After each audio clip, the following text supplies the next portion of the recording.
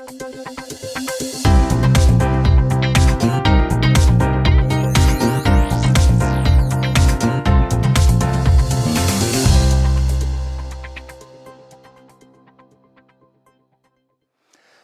안녕하십니까. 지난 몇 시간에 걸쳐서 우리 몸의 건강이 나빠지는 근본 원인이 어디에 있는지, 또 그걸 개선시킬 수 있는 방법이 어떠한 것이 있는지 이렇게 살펴봤습니다. 우리 몸은 세포가 활동할 수 있는 에너지를 만드는 그 에너지 원인 포도당과 산소가 결합해서 생기는 ATP라는 세포 에너지를 만들어내는 그 에너지 분자가 바로 혈액순환을 통해서만 제대로 생성될 수 있다는 걸 알았습니다. 우리가 음식을 먹고 또 음식을 먹어서 소화를 시켜서 몸에 필요한 여러 가지 포도당이나 아미노산이나 지방산이나 또 여러 가지 미네랄 종류나 이러한 영양소들을 생산해내서 활용하는 것은 그것이 결국엔 혈액을 통해서 세포로 전달이 될 때만 그것이 가능하다는 걸 알고 있습니다. 또 우리가 숨을 쉬는 산소도 바로 포도당과 결합해서 ATP를 만들어내는 근본 원소인데 이것도 역시 혈액을 통해서 적혈구가 산소를 날라줘야만 그것이 전달이 됩니다. 보통 적혈구 한 개가 보통 한 600개 정도의 헤모글로빈을 가지고 있다고 돼 있어요. 그래서 그 헤모글로빈들이 전부 산소를 결합해서 모세혈관을 통해서 세포 조직에 도달하면 거기에 알맞는 어떤 그 주변 환경에 따라서 화학 반응을 통해서 그 산소가 세포로 전달이 되게 돼 있습니다. 이 모든 것들이 바로 혈액순환이 제대로 될 때만 그 정상 기능을 할 수 있다고 알려져 있고 확인해 봤습니다. 그래서 그런 혈액순환을 제대로 안 되는 원인은 혈액이 점도가 높아지면서 그런 그 혈구들이 서로 엉기고 하는 그런 혈전 현상이 생기면서 몸의 혈액순환이 제대로 안 되고 그러다 보니까 세포들의 에너지 생성이 자꾸 줄게 되고 그래서 기능이 떨어지고 또 세포 주변에서 노폐물 처리가 제대로 안 되면서 배출이 잘 되지 않고 이런 복합적인 누적 현상으로 인해서 세포의 에너지는 떨어지고 세포의 주변에 여러 가지 독성 물질들은 많이 생기고 이런 것들이 복합적으로 나타나서 대사질환이 유발되는 걸로 우리가 이해를 했습니다. 그걸 개선하는 방법으로는 제 혈액순환이 잘 되도록 혈전이 하나하나 다 풀어져 가지고 적혈구 또는 백혈구 또는 혈구들이 하나하나 잘 혈액을 따라 돌아서 세포 말단 조직에까지 이것이 잘 전달이 될 때 에너지도 생성이 잘 되고 또 백혈구가 역할하는 모든 면역 기능도 제대로 기능을 하겠죠. 예를 들어서 지금과 같은 코로나가 이렇게 유행을 할 때도 우리 몸이 백신을 맞아서 뭘 우리가 기대하는 겁니까? 그걸 통해서 면역이 생겨서 코로나 균들을 잘 죽여 없앨 수 있게 만들고 우리가 감염을 피할 수 있는 방법을 찾기 위해서 그런 백신을 만들어서 쓰기도 하고 그러는데 뭐 많은 부작용도 있고 어려움이 많습니다. 그러나 원래 우리 몸은 이렇게 혈액순환이 잘 되면은 우리 몸의 면역세포들이 모든 그런 침투 세균이나 바이러스나 침투 독성들을 다 방어해내고 중화해낼 수 있다는 것은 잘 알려진 사실입니다.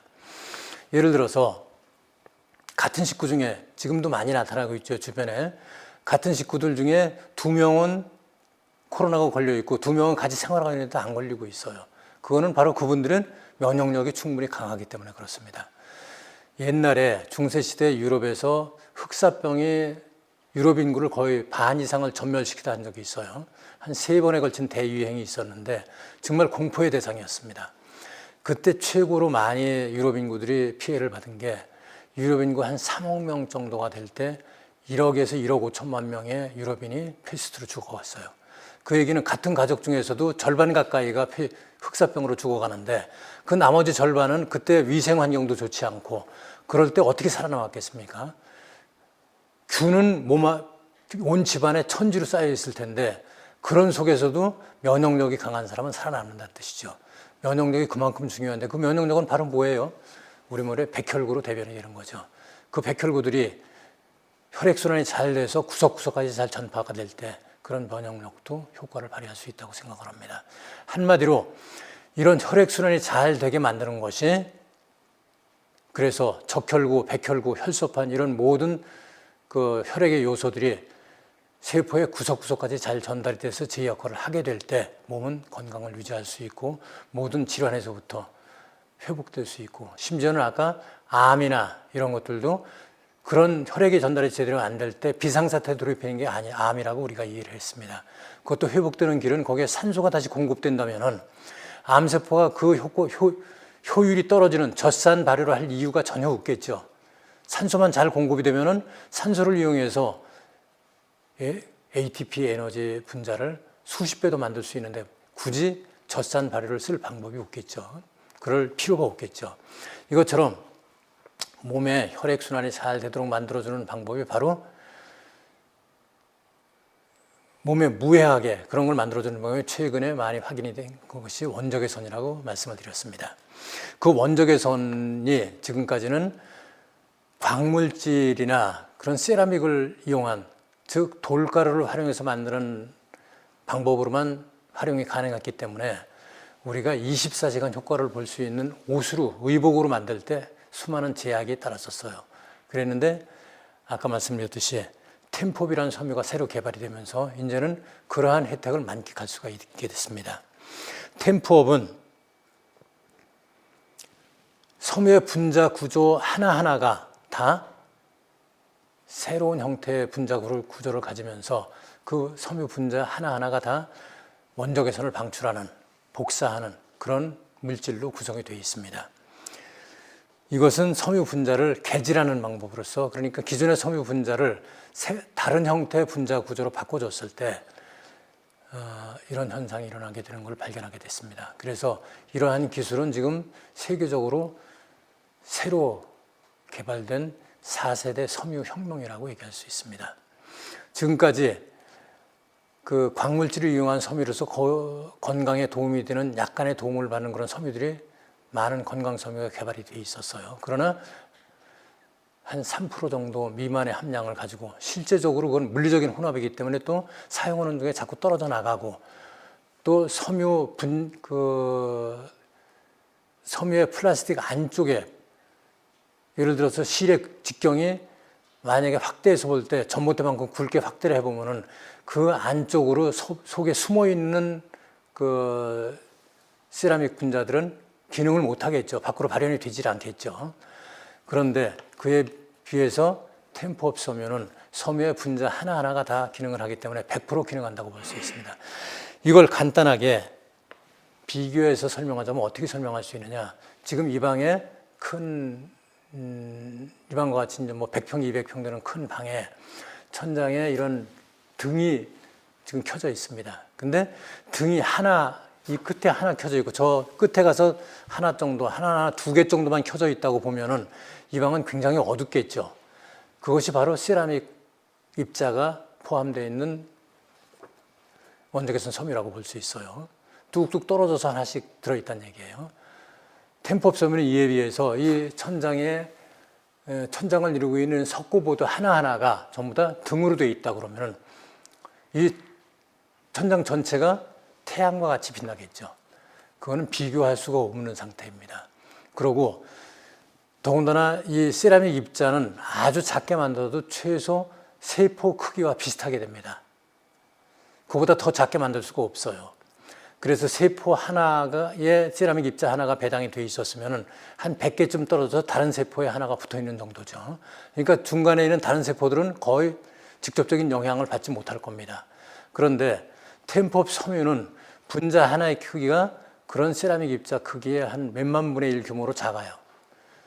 그러니까 세포 하나하나마다 전부 다 대개 10,000개 이상의 템법 섬유가 배당이 되어 있다고 볼 수 있어요. 그러니까 세포 하나하나마다 어때요? 세포 핵에서부터 미토콘드리아에서부터 리포좀이나 모든 세포 내의 모든 조직의 기관까지 하나하나가 수만 개의 섬유 분자의 템법 섬유 분자의 혜택을 받고 있는 겁니다.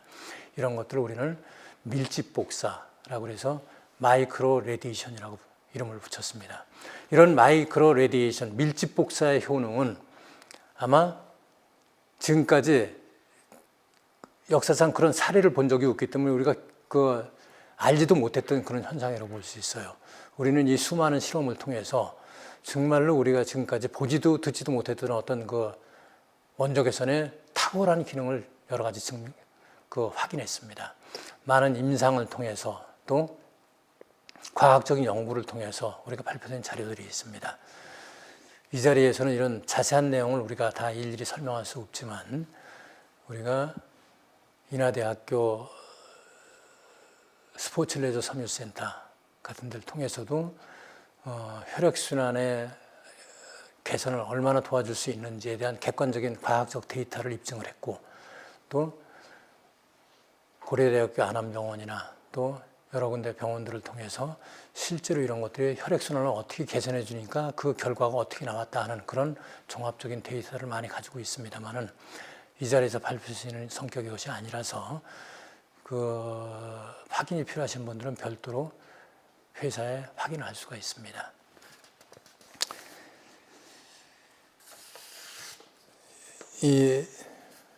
우리가 모든 이러한 과정들을 합리적인 절차를 통해서 또 합법적인 절차를 통해서 파일링을 해나가고 있기 때문에 적당한 때가 되면은 각 건강에 직접적인 어떤 기능과 어떤 효과들을 발생시켜 주는지 또 그러한 임상의 결과들이 어떠한지 이런 것들이 적법한 절차를 거쳐서 전부 다 앞으로 데이터로 나올 거라고 생각을 합니다. 그때 그런 환경에 됐을 때 좀 더 자세히 설명드리기로 하고 오늘은 템포업 섬유와 기존의 일반 건강 섬유와의 차이가 근본적으로 무엇인지만 그런 구조적인 차이가 무엇인지만 간단히 정리했습니다. 다시 말씀드리자면 지금까지의 기능성 섬유라는 것들은 전부 다 그런 세라믹 또는 광물 가루를 3% 미만의 작은 함량만 섞어서 만들어준 그런 섬유라면은 지금 템포업 섬유는 섬유의 분자 하나하나가 지금 얘기한 거의 보석 수준의 그런 강력한 원적외선을 복사하는 그런 밀집 복사 기능을 갖는 세계적으로 탁월한 새로운 섬유의 출현이라고 얘기할 수 있습니다. 저희는 이것을 감히 건강을 바꿔줄 수 있고 우리의 의학 이론을 바꿀 수 있는 그러한 4세대의 새로운 섬유의 출현이라고 얘기할 수 있습니다. 이것이 이러한 탁월한 어떤 방법과 제조 기법이 아니라면은 미국을 비롯해서 일본, 유럽의 38개국, 이런 캐나다, 중국과 같이 세계 선진국들에서 43개 국가에 달하는 국가에서 특허를 인정했으리라고 우리는 생각할 수가 없습니다. 바로 우리나라에서 드물게 보는 그런 쾌거를 이뤘다고 저는 자부합니다. 네. 앞으로 좀 더 구체적인 내용들은 회사 홈페이지를 통해서 또 앞으로 발표되는 여러 가지 과학적인 연구 결과들과 학술 자료들을 통해서 더 깊이 있게 소개해 드리도록 하겠습니다. 네, 감사합니다.